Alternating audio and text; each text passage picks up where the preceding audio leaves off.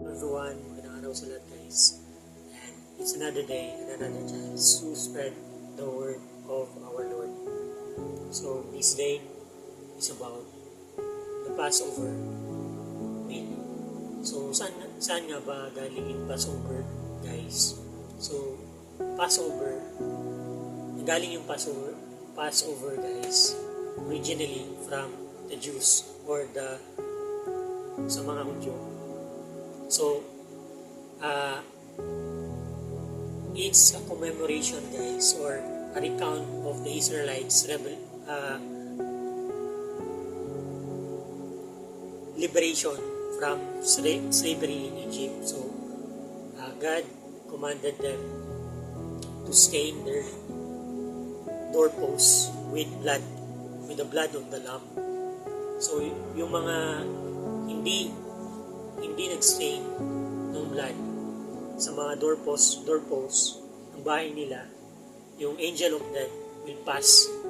So, kung nakita ng angel of death na walang blood yung doorposts ng bahay at the time, lahat ng firstborn ng mga Egyptian at saka ng mga Jews mamamatay.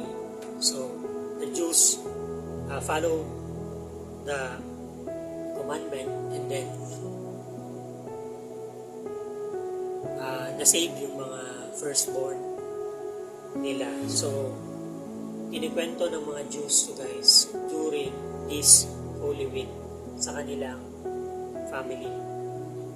Kaya very holy and sacred to week na to for the Jews. And some other Christians also following this tradition guys. And even here in the Philippines, most of the religious sect follow the Passover week or the Lent. So for us guys, as a Christian, it is said in the scripture that in 1 Corinthians 5:7-8, so purge out therefore the old leaven, that you may be a new lump, as you are unleavened. For even Christ, our Passover, He sacrificed for us. Therefore, let us keep the feast not with old leaven, neither with the leaven of malice and wickedness, but with unleavened bread of sincerity and truth. So our Passover guys is Jesus Christ. So we must honor our Lord dun sa ginawa niyang sakripisyo para sa atin guys, with purging the leaven of malice and wickedness, and to live in sincerity and truth. So the truth guys is Jesus Christ gave His life for us. That's why He said in the scripture also that it is finished, and He bowed His head and gave up the ghost. So it means guys, the debt has been paid. So wala nang kulang pa dun sa ginawa ni Jesus Christ sa atin guys at that cross. Binigay niya yung buhay niya para ma-bridge yung gap from heaven into this world. So lahat ng tao that will proclaim in their mouth and believe in their heart genuinely that Jesus Christ is their Lord and Savior will be saved.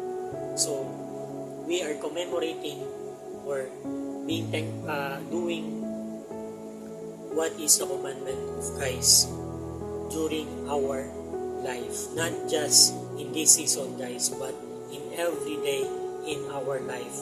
Let us do and follow the commandment of Christ and to depart from wickedness and to dwell in sincerity and truth. So,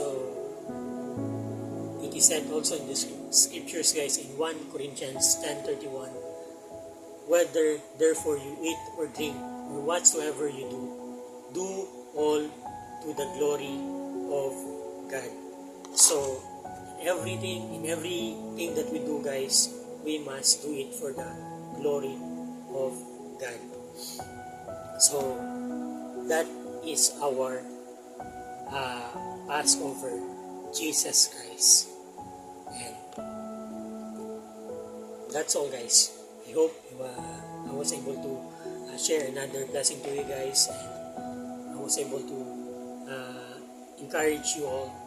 And as I always said, guys, let's fear God and depart from evil.